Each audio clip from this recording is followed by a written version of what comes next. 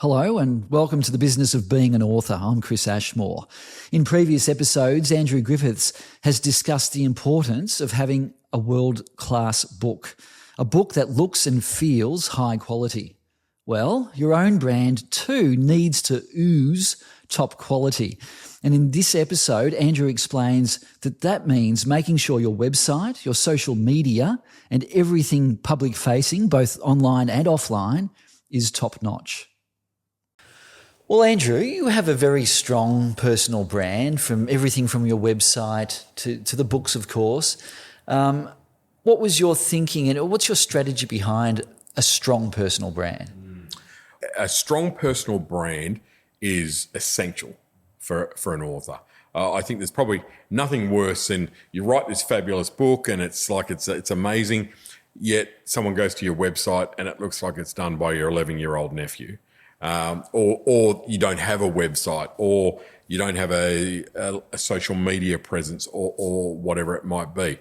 So my belief, again, is that everything that we do today is, when people are looking to do business with us, they're doing a risk analysis and they're trying to decide, is it a risk to buy from you? Is it, are you going to live up to the expectation? So for me, a giant part of that comes from brand. You've got to build this extraordinary brand piece. Now, my strategy has always been, and it's certainly something that has worked very effectively for me, is that I want my branding, so let's say like logo and look and feel of my collateral, etc., to be on the same level as my ideal clients.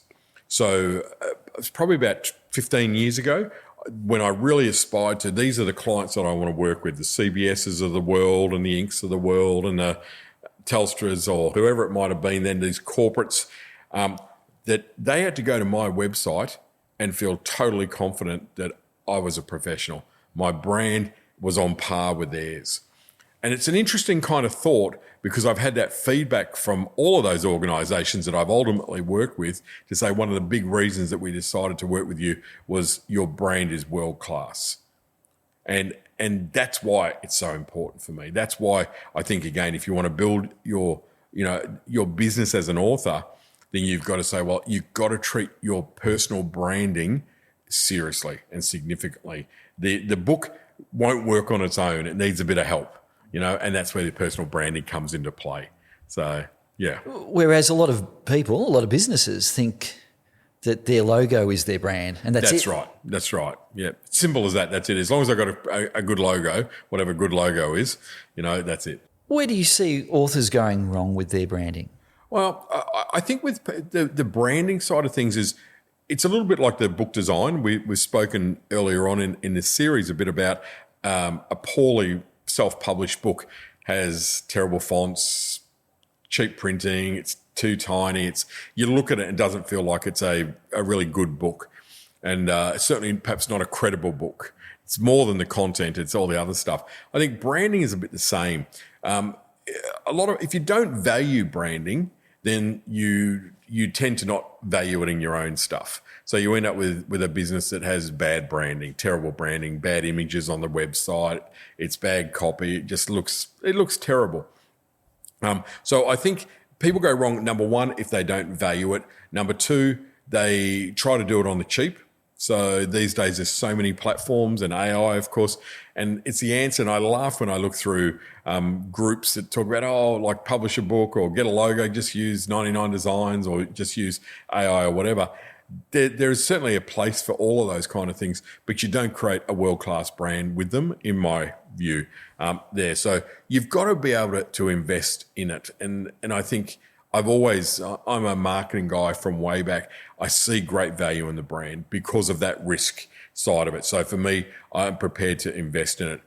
Number three, I think that people don't understand branding really, and nor should they. I mean, it's not necessarily something that we all have an inherent knowledge of, but they do believe that branding is my logo. If my logo is good, whereas that's one of so many pieces of what builds a really quality kind of a brand. So my view on that is, you don't know what you don't know, but spend time looking at other authors that are really successful, and I guarantee they have excellent branding. They have a great website. They have great social media presence, beautiful images, they invest and they also know what quality looks like. They get the right advice. So kind of those three areas are what I think, what we need to focus on, but also where people tend to go wrong with branding. And Well, just on that, so that last point about looking at other authors, is that how to benchmark your branding as an author? Is look at other? I think it certainly helps. I think again that if you look at people that have been successful as authors for a longish kind of period of time, like 10 years or more, you'll see probably a bit more maturity in their branding because it's evolved a couple of times, or it's looked at. The logo is kind of the easiest piece. Most of the time, the brand is built around personal images. And so, for example, if I look at something like that, I get a new photo shoot done every 2 to 3 years, depending if I get, older, fatter, thinner, that I need new images. Now I'm kind of going grey pretty fast. So I reckon I'll need new photos done every 3 weeks at this rate. But on the upside, I'm getting thinner. So I want to get more photos done. But I think it's definitely, I think it's a really interesting piece of the puzzle as well, because often authors do stuff in isolation, and it's like even coming up with the book, writing your idea for the book. I think, therefore, I'm going to write it and do that. You're not going to write as good a book as if you researched other topics and you researched other authors and you dig all that stuff that really makes for a great book. Then ultimately you get to yours. I think it's a bit the same with branding. I think look at other authors, think about who your favourite authors might be or who are household names. They would have a very good personal brand 9 times out of 10 because they understand how important it is for that whole bigger picture. Mm-hmm. If we can turn to credibility and enhancing your credibility as an author, how do we supercharge that? So we talk about a personal brand and an author brand. Let's say we're talking about an author brand. I think that we tend to think visually. Okay, so we as we've kind of touched on there, we think about it's a logo. It's not really the most important piece of it, but you got to have a logo. But your imagery is important. Your website is obviously important. You want to make sure that you've got that continuity with your social media or all the rest of it. I think the visual side is kind of key. Things like making sure you've got a media kit that you could send out if someone wants you to go on their podcast, you send it. The visual key is one part, but how we build our brand in other ways comes back with things like who do we collaborate with? That says a lot about your brand. If you are partnering on a webinar or on a series or on a workshop or on a speaking event or something like that, who you're collaborating with on that, that's as much a part of your brand as anything, right? Because it says a lot for you. Now again, I had the pleasure of working with Richard Branson and Tim Ferriss at an event in Melbourne. Now, for me, that's really, I don't think it enhanced Richard Branson's brand working with me, but it really enhanced my brand working with him, So that collaboration piece, a number of years back when I did that, kind of really was important to me. So who you're partnering with says a lot. Testimonials, the testimonials that you have. I am a testimonial junkie. I've got literally thousands of testimonials from coaching clients, readers, speaking clients. For me, testimonials are so critical now.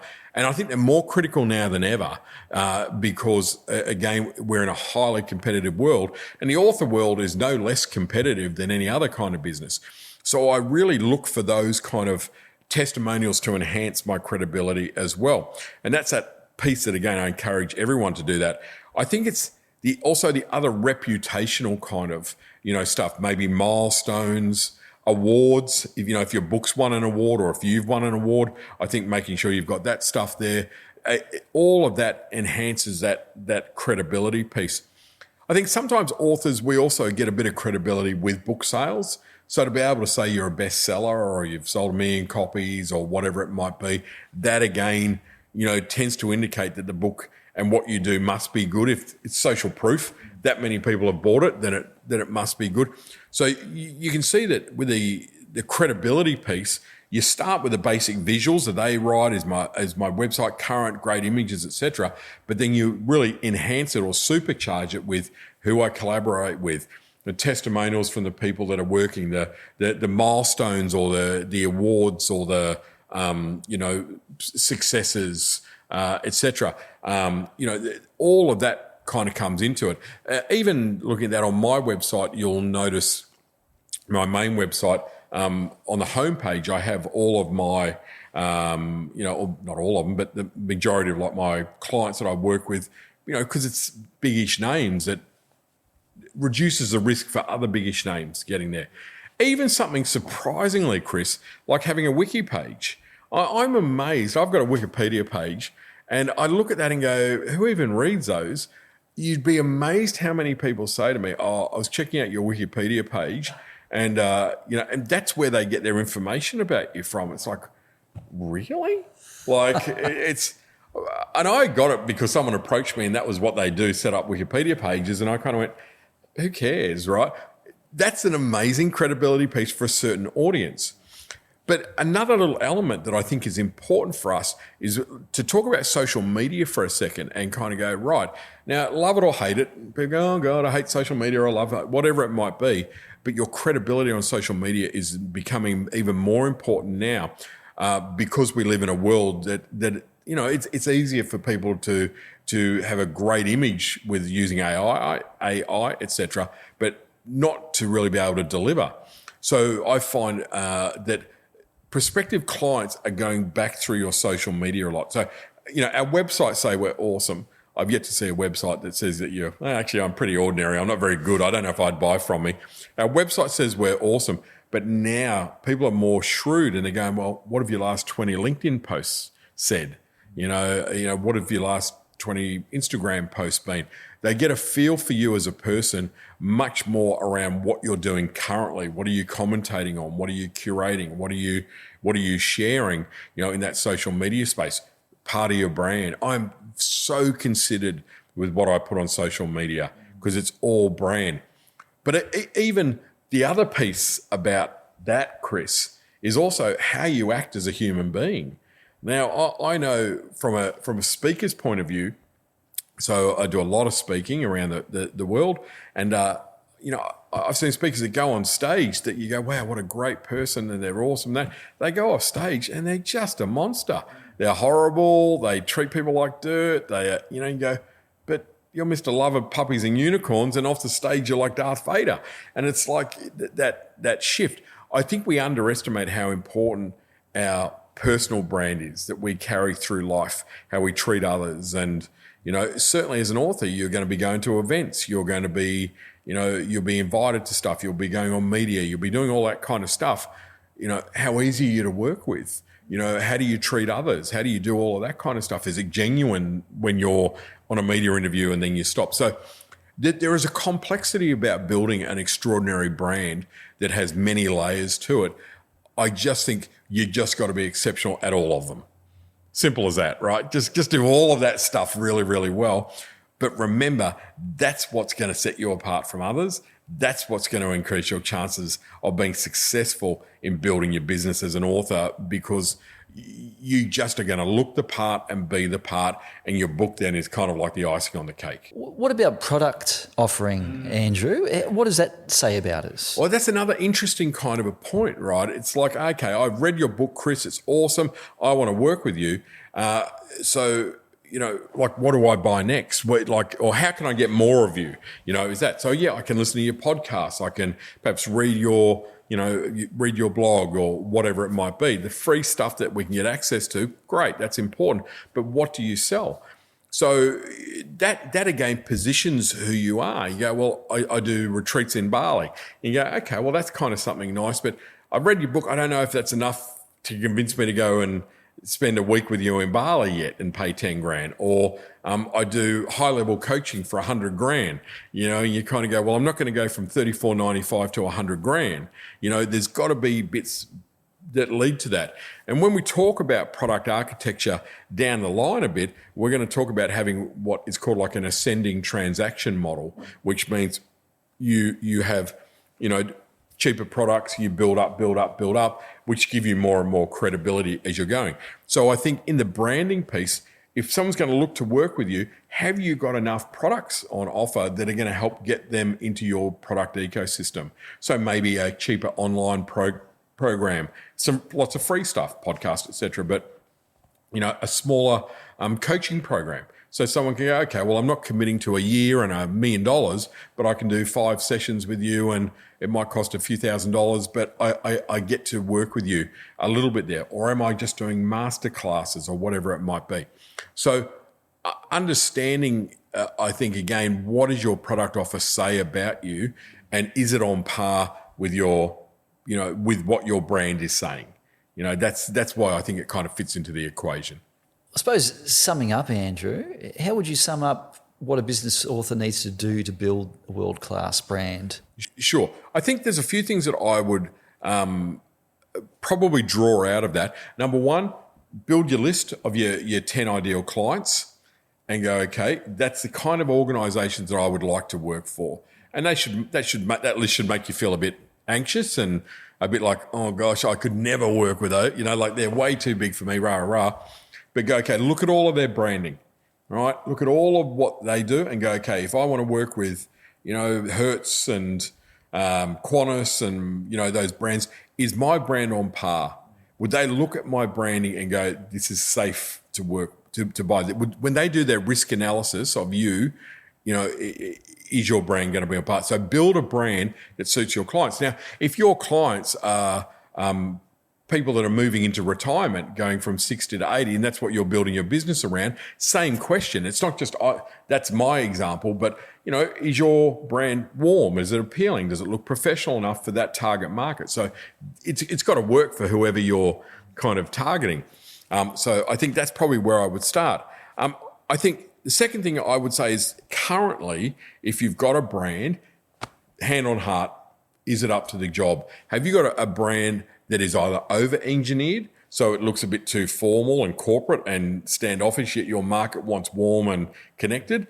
Or is it the opposite? Have you got a bit of an amateurish brand, but you're trying to work with professional organisations that are going to say, not sure about this guy. He's written a great book, but everything else feels a bit twee, then it doesn't last. And do you need to really have a long, hard think about completely redoing your branding to make sure that, you're giving your book every chance to do what it needs to do? And I think number 3, that term that I use a lot is that, is your brand truly world-class? Whatever that kind of means, in terms of that, and every element of your brand. So it's like that checklist. We ran through a lot of things there that impact on brand, from, our collaborations to testimonials to product offering, etc. Out of 10, how do you go in all of those? Your social media. If I look back through your last 20 social media posts, would I be impressed, or would I be going, no way I'm working with this dude? So think about, that. And so a lot of what I'm really saying here is aspire to building the best brand you can fit that's going to work for the type of clients you want. But look at what you've already got and go, right, that's an area that's going to let me down. I need to do that. Or you turn around and go, you know what? I'm doing a great job. So people listening, watching might go, yeah, great. I've got confirmation that I'm on the right path at least. Or retribution, where you're going, okay, I've got to go back and start all over again. So yeah, one or the other. What a great topic. Thanks, Andrew. Thanks, Chris. And it's a big topic, isn't it? It's the old, the brand building thing, but I love it. And I think, again, if you get it right, it will, like the book, do so much of your heavy lifting for you as well. And that ends this episode of The Business of Being an Author with Andrew Griffiths. To learn more or to contact Andrew, please visit andrewgriffiths.com. Until next time, thanks for listening.